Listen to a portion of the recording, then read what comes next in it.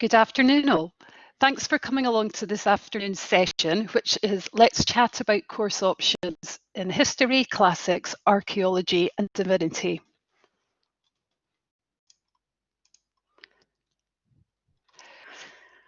Okay, the purpose of this session is to give you further information to help you choose your outside or optional courses. It's important to make the decision this week so that you can confirm it with your school and start your courses next week. If you haven't already, you should go to the Course Options Hub, and we've got the website link on this slide, but I'll add it into the chat when I finish speaking as well. And on this hub, you can find the information you need about PATH and DRPS, and also work out if a course fits around the compulsory courses in your timetable. You should aim to have at least 3 different choices ready when you go to meet your tutors, so that when you speak to your school, you have more options, just in case one of the choices you have chosen is full or no longer available. Also in the Course Options Hub, we have over 80 videos from lots of different academics from across all subject areas, from across all of the university, who are introducing you to their courses. They'll have lots of information about how the course will be taught and the content of that course, so it's also worthwhile going and looking at those videos. Some academics have also offered to hold virtual question and answer sessions this week, and you can find these in the University Events app, which I hope you've all got uploaded onto your phones. Just look under Welcome Activities and in the Course Options menu, and you should be able to find the Q&A session for the course you're interested in. Finally, once you've heard from our students today, and after you've explored the website, tools and videos available to you, your last step is going to be confirming your choices. The deadline for choosing your outside or optional courses is the end of week 2, which is the 2nd of October. Each school has a slightly different way of confirming your choices, so we can't tell you about that today, but they should have sent you instructions already on how to do this. If you haven't heard from them yet, that's some information you can ask them for during induction week. So, the students today. Today we're joined by Annika, Dorothea and Shreya, who will be telling you a little bit more about themselves. Our panel won't be able to cover every course in this subject area, but hopefully they'll represent the courses that will be available to you, and you might even find out about some more courses you hadn't considered yet. Remember, there are other courses if you're interested in, and you can find out more information on PATH or within the academic videos of the Course Options Hub. But that's enough of me. I'm now delighted to hand over to our current students who are going to talk about their experiences of their courses. So first of all, can I introduce Annika?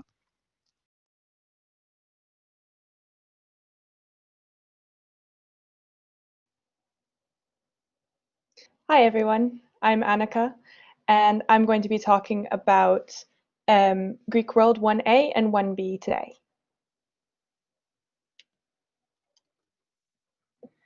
So I'm not a classics student at all. I study philosophy and English literature, but because I'm a pre-honors student, I still have a lot of flexibility in my courses. So last year I was able to take several outside courses, including Greek World 1A and 1B, because I've always had a great interest in classics. And I was one of those kids always who wanted to study ancient Greece. So I went to the course options fair. I was able to talk to some people who were doing classics courses, and I decided to take Greek World. So as you can see from this slide here, I'm originally from Canada. I've traveled all over the place. I have a lot of different hobbies and interests, and so that's why I wanted to be able to explore some courses that were outside of my degree program, and that's why I'm doing joint honors in the first place. So I'm actually part of the Classics Society, which if you're interested in classics, you may want to take part of, and it may lead you to take some classics courses in the future, even if you don't this year. So I moved to Scotland last year to start studying, so I've lived here for a year. I came here on vacation a while ago and just decided it was absolutely the place for me. I really like the flexibility of the Scottish program, but I wanted to study in the UK, so I decided to come to Edinburgh. So I had a bunch of different compulsory modules last year because of my joint honors, but I was able to study a bunch of other things. This year I'm taking theology and history of art alongside my compulsory modules. Last year, of course, I did classics. So the flexibility is really, really wonderful. What that means is that even if you're taking something completely unrelated to classics or divinity or any of the other programs that we're discussing in this session, you're more than able to take some courses outside of your degree program.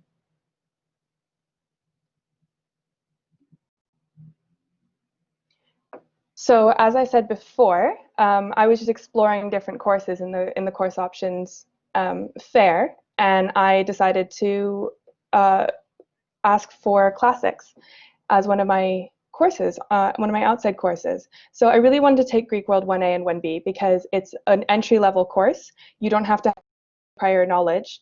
The wonderful thing about the way that it's shaped, though, is that you can have studied it at A levels or have studied it before or have a bunch of prior knowledge, or you can have not studied it at all. It really is what you make of it, because it's a very basic introduction to everything that you'd be studying in classics, studying ancient Greece. And there's also a parallel course for Rome, but I haven't taken it. And there was a lot of really interesting crossover. So I found that I was studying the fourth century BCE, as well as studying ancient history at the same time. I was studying, ancient philosophy and ancient Greece at the same time.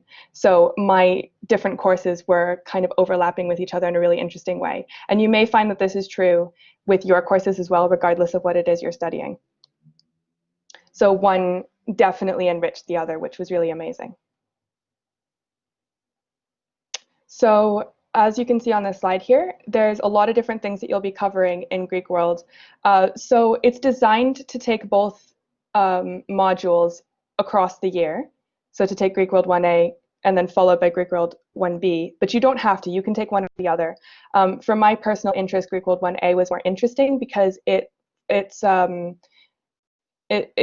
studies from Crete to up until the Peloponnesian War, and Greek World 1B is mostly the Peloponnesian War and slightly afterward. So depending on your area of interest, you may choose to take one or the other, but they do feed into each other really nicely.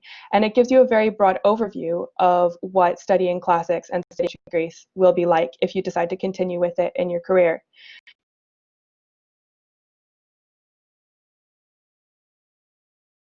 So there are different things that we covered, and in each of the assessments you were allowed to kind of pick and choose what it was you were the most interested in. For me it was literature, so I decided to write my essays more about that sort of thing.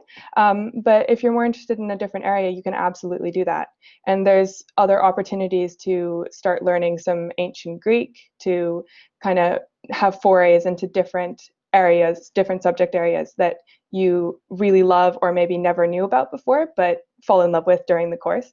So there's a lot to explore there. And again, like, it is what you make of it. So whether you actually want to study classics or it's just kind of a hobby thing that you're doing on the side or somewhere in between, it is what you make of it. You're allowed to do whatever you want there. So my top tips from being a student in both of these courses: take very careful notes because it is a classics course. Dates are really important. So being able to refer back to all of your studies, all of your notes from your lectures and from your textbooks and everything is super, super helpful, especially when it comes to essay writing time and revising for exams, although I don't know what the situation is with that this year. Also, the department style guide, it saved me because every school has a very different way of expecting their students to write essays.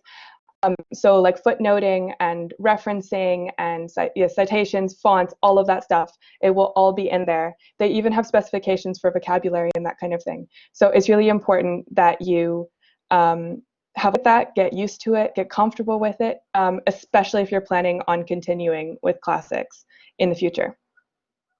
Also, take the time to plan out your assignments. It's making an argument, yes, but also you do need to do a lot of research and you need to have a combination of ancient sources and more modern scholarship as well. So give yourself time to research, to read, to take notes, to get books out of the library, especially if you're doing a very common topic, because you don't want to, realize 3 days before your essays due that you can't access the book because they're all taken out. So yeah, make sure you plan, especially because things will be online. And last but not least, be open. You may go into it thinking like, archaeology is my favorite thing, this is what I want to study, and then you unexpectedly with drama. Like, you don't know what's going to happen. So be open to reading about all of it. Or you might find that you just have multiple passions that kind of connect with each other and make each other stronger. So be open to exploring, be open to learning lots of new things, and just really enjoy it. I really highly recommend this course. I had so much fun with it, even though I had no real prior knowledge. It wasn't necessarily an easy course, but it was more like I was able to make of it what I wanted it to be. And it was really, really exciting and enriching and engaging at the time. And the lectures are fantastic. That was all that I have to say about this. I think we're maybe holding questions to the end. I'm not really sure. But yeah, if you have any questions, I'm more than happy to answer all of them. And I highly recommend this course. Thanks very much, Annika. We are holding questions to the end. So next, can I introduce Dorothea?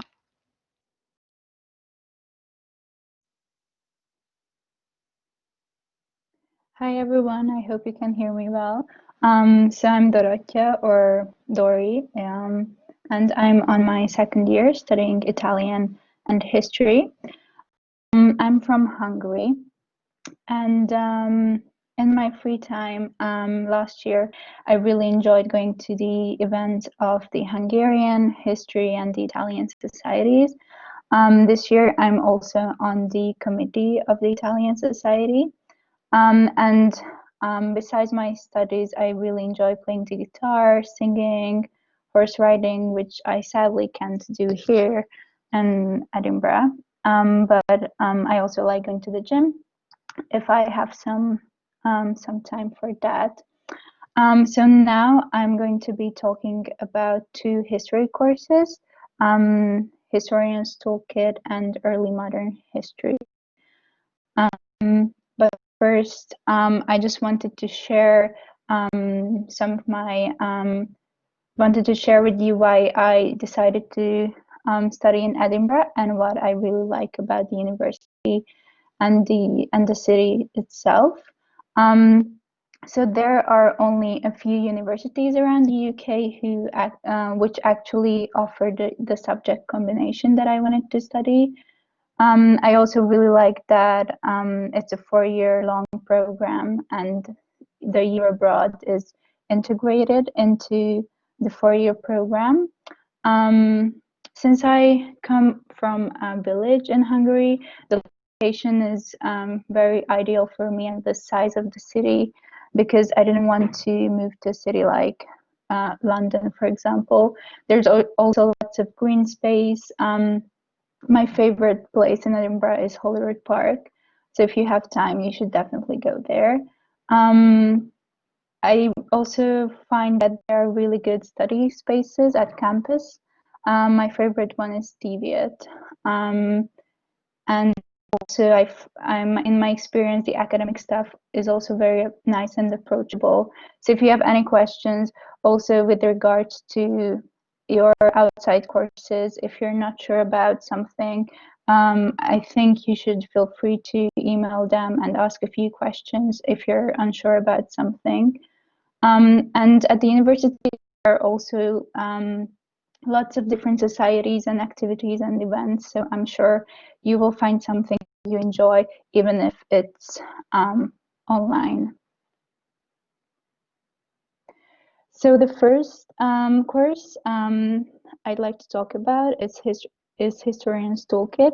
So for those who study history, it's a compulsory course in their first year. So I did it last year.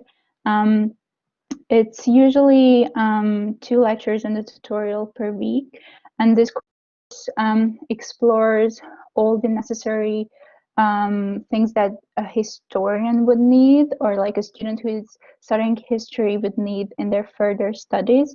So I think it really prepares you for other history courses, because you can learn about how to write an essay, how to analyze primary and secondary sources. You learn about different types of sources.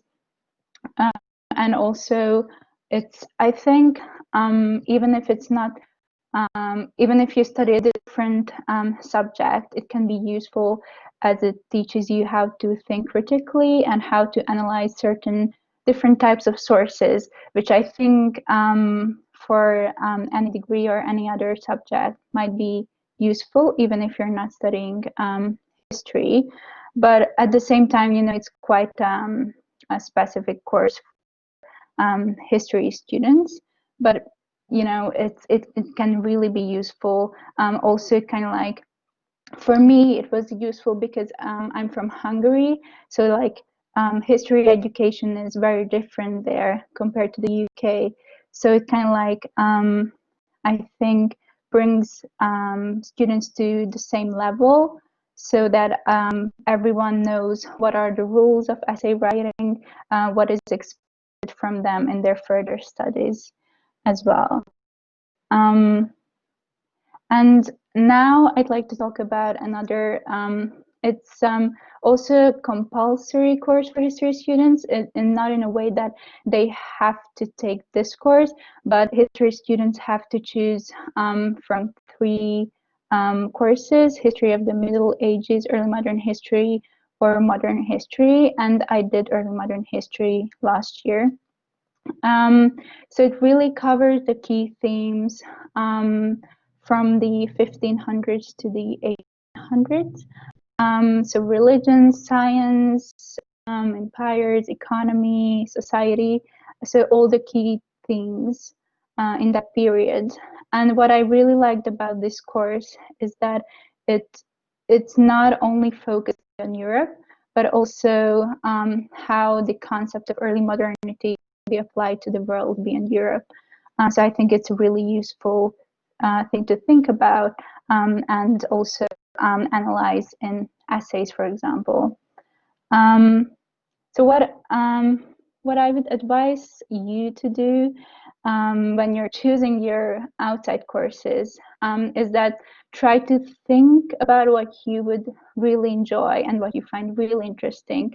It's not really just about what would be useful for your future academic or professional career. Originally, I wanted to choose economics as my outside subject, but I very quickly realized that it might be useful for me, but I would not enjoy it. And I think, especially with outside subjects, it's really important that you find it interesting and you actually enjoy it while studying it. I would also advise you to read through the course structure and the content, so you know exactly what you will be studying on that course. And I would also say that don't choose a course that seems more difficult compared to your compulsory courses, because you don't want to, spend more time on that and at the same time not have enough time to prepare for your other classes.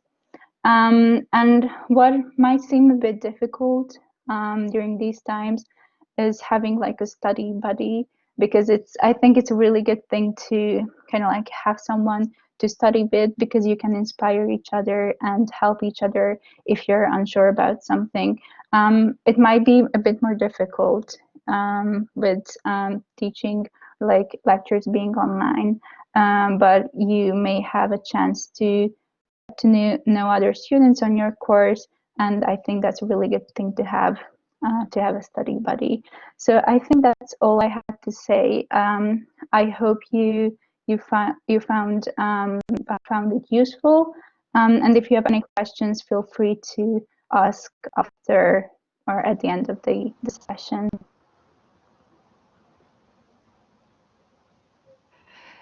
Thank you very much, Dorothea. Can I introduce Shreya now?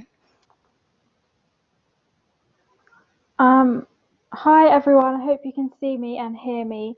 My name is Shreya. I'm also a second year student and I study history and politics. So I started at the university last September. I just quickly want to introduce myself. So I live in South London. I actually just about an hour ago got off my train from King's Cross to Edinburgh, but my family originally comes from India. As well as doing my degree, I'm part of the History Society. I'm actually part of the History Society committee. So if you take an interest in history and you've got any questions about that, I'd love to speak about that, and if you've got questions. I also play football for the History Society, and I'm a part of Girl Up. The thing that most attracted me to Edinburgh I think was the same as the others, was the 4-year degree structure. I really like how in your first and your second year you can take electives. I thought that was something that was very attractive to me. I obviously do a joint honours degree, and I wasn't entirely sure if I wanted to do straight history, or I didn't want to do just politics. But it was nice to have the option to do some additional courses outside of history and also outside of politics. As well as that, I think Edinburgh is such a lovely city, and we're very lucky to be able to study here. I think with the history courses, often a lot of the history is integrated into the city, which is so nice. So yeah, that was the main thing for me that attracted me to Edinburgh. And I'm just going to talk about my courses now. I actually did the same courses as Dory, so I did the Historian's Toolkit in my first semester, and I did the early modern history in my second semester. And this year, as well as the compulsory courses, I'm taking a course called Empires, which is part of the history school, which is quite exciting. I think I would say the same about the two courses as Dory said. The Historian's Toolkit course was a great course to do. I think if you've studied history at A level or not, if that's your degree or not, as an introduction to history at university level. I think studying history at university is a little bit different to any prior experience you might have to it, and so it's good to learn all the things about referencing and how to write an academic essay at university level, and even other things like more interactive points, like being able to have a discussion in your seminars and things like that. So I found this course a really good introduction to history at university, as well as exploring lots of different areas of history and lots of different time frames. We covered things from the Stonewall riots, so like the 20th century, to the French Revolution. So there's a wide range that you study there, and I would definitely recommend studying it if you, well, you have to do it if you're doing history, but if you don't do history, it's a great way to start history and see if that's something you might want to take further as you go down in your degree. I would say the same about early modern history as what Dory said. It's still quite an introductory course to history, which I found was like I wouldn't have been ready to do anything really specific. It was nice how we covered such a range of topics, time frames, areas, and I think that you, after having done Historian's Toolkit, it's so nice to be able to put those skills that you've learned into practice, and to be able to write some more historical essays, having known all that you learned in your first semester. I think if I've got any advice, it would be definitely do the reading that's required of you. Maybe I learned the difficult way that it's not good enough to just skim read it. You do need to read it, and I think actually you'll quickly realize that the more you read it, you'll find it's actually really interesting stuff. It is just really awkward and obvious if you haven't read what you're meant to. Of course, if you're having problems with it, that's fine. You can email the tutors. I think definitely another tip would be make the most of the academic staff that are available. If you've got any problems, if you've got any questions, in my experience, they've always been willing to help. They've always spoken to me in their office hours and anything like that. So I'd say make sure you've done the reading, because it will definitely facilitate in the course. But also, if you read it, you're gonna be more interested in it, and then you're definitely more likely to do well. I think as well, enjoy what you're studying. It can be quite intimidating to come to university and start something new so academic, but if you're choosing this as an outside course, it's obviously something you're interested in. So don't let like all the academic pressure, if that's what you feel, get you down. There's always people available to help you. Like Dory said, I think having a study buddy is a great idea. Make it something that's just more than just studying. It can be something that's social as well, and enjoyable. So I think that's all from me about history courses. I'll pass it back to Katrina to moderate the questions. Okay, thank you all. That was brilliant. I really enjoyed hearing about all your courses and your experiences on your course.